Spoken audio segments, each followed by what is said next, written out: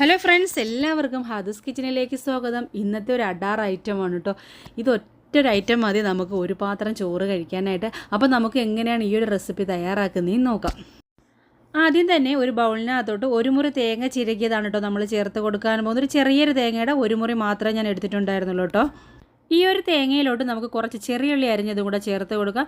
ഒരു 10-12 അല്ലി ചെറിയ ഉള്ളി ഞാൻ എടുത്തത് ഇതുപോലെ വട്ടത്തിൽ അരിഞ്ഞതാണ്. അതും കൂടി നമ്മൾ ആഡ് ചെയ്ത് കൊടുക്കാൻ പോവുകയാണ്. ഇനി നമുക്ക് ഇതിനകത്തോട് ഒരു ചെറിയൊരു കഷ്ണം മാങ്ങ ഇതുപോലെ സ്ലൈസായിട്ട് അരിഞ്ഞതാണ്, അതും കൂടി ആഡ് ചെയ്ത് കൊടുക്കാം. മാങ്ങ തികച്ചും ഓപ്ഷനിലാണ് കേട്ടോ. മാങ്ങയ്ക്ക് പകരം ചെറിയതായിട്ട് പുളി എടുത്തിട്ട് വെള്ളത്തിൽ കലക്കി ആ ഒരു വെള്ളം ചെറുതായിട്ടൊന്ന് തളിച്ചു കൊടുത്താൽ മതി. ഒരുപാട് ഓവർ ആവരുത്, പുളി കുറച്ച് മതി കേട്ടോ.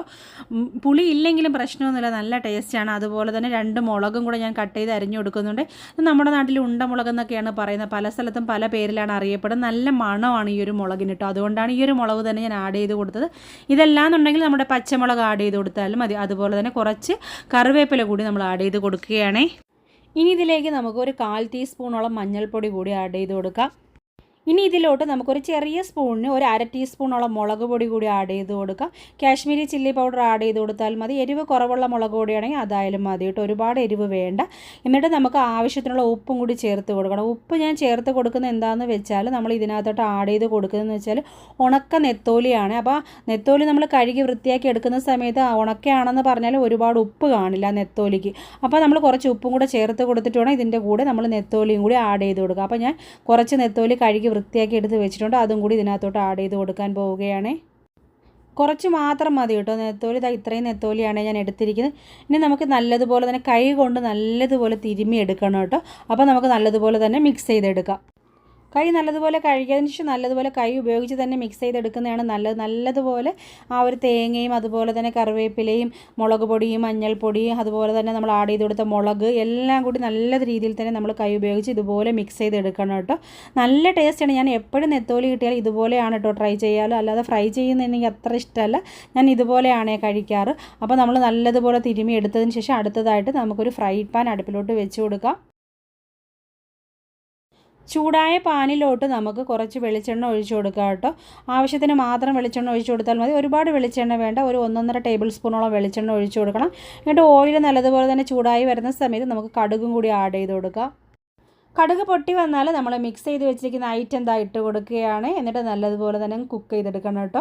നല്ല ടേസ്റ്റി ആയിട്ടുള്ള റെസിപ്പിയാണ്, എല്ലാവരും ഒന്ന് ട്രൈ ചെയ്ത് നോക്കണം, ഒത്തിരി ഇഷ്ടമാകും.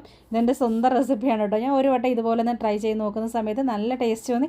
പിന്നീട് എപ്പോഴും നെത്തോലി കിട്ടിയാൽ, അതായത് നാട്ടിൽ നിന്നാണ് കേട്ടോ നെത്തോലി കൊടുത്തു വിടുന്നത്. അപ്പോൾ നാട്ടിൽ നിന്ന് എപ്പോഴും നെത്തോലി കൊടുത്തു വിട്ടാലും ഞാൻ ഇതുപോലെയാണ് ട്രൈ ചെയ്യലും കഴിക്കലും. മറ്റേ ഫ്രൈ എനിക്ക് അത്ര ഇഷ്ടമല്ല, അതുപോലെ ഉപ്പും അത്ര ഉണ്ടാവത്തില്ല ഈ ഒരു നെത്തോലി. അപ്പോൾ നമ്മൾ ഉപ്പ് ആവശ്യത്തിന് ആഡ് ചെയ്ത് കൊടുക്കണം കേട്ടോ. എന്നിട്ട് കുറച്ച് നേരം ഒരു 5-6 മിനിറ്റ് ഇതുപോലെ ആ നെത്തോലി ഒന്ന് കുക്കായി വരണം. അതുപോലെ തന്നെ നമ്മൾ ചേർത്ത് കൊടുത്തതിനെല്ലാം പച്ചച്ചവയെല്ലാം മാറി നല്ല രീതിയിൽ തന്നെ ഒന്ന് ഫ്രൈ ആയി വരുന്ന സമയത്ത് നമുക്ക് ഫ്ലെയിം ഓഫ് ചെയ്യാമേ. ഒരു മീഡിയം ടു ലോ ഫ്ലെയിമിലിട്ട് നമ്മൾ ഇതുപോലെ ഇളക്കി കൊടുത്ത് നല്ല രീതിയിൽ തന്നെ കുക്ക് ചെയ്തെടുത്താൽ നമ്മുടെ ടേസ്റ്റി ആയിട്ടുള്ള റെസിപ്പി ഇവിടെ റെഡി ആയിട്ടുണ്ടാവും കേട്ടോ. ഇതിന് പ്രത്യേകിച്ച് പേരെന്താണെന്നൊക്കെ ചോദിച്ചാൽ ഞാൻ പെടും കേട്ടോ, എനിക്ക് പേരൊന്നും അറിയില്ല. നിങ്ങൾക്ക് ഇഷ്ടമുള്ള എന്താണെന്ന് വെച്ചാൽ വിളിക്കുക കേട്ടോ. ചമ്മന്തി ആണെന്നോ അതല്ല തോരനാണെന്നോ എന്ത് വേണമെങ്കിലും നിങ്ങൾക്ക് പറയാം, എനിക്കറിയില്ല കേട്ടോ. ഞാൻ ഇതുപോലെ ഒന്ന് ട്രൈ ചെയ്ത് നോക്കുന്ന സമയത്ത് എനിക്ക് ഇഷ്ടപ്പെട്ടുകൊണ്ടാണ് ഈ ഒരു റെസിപ്പി നിങ്ങൾക്കും കൂടി ഒന്ന് പരിചയപ്പെടുത്തി തരുന്നത്.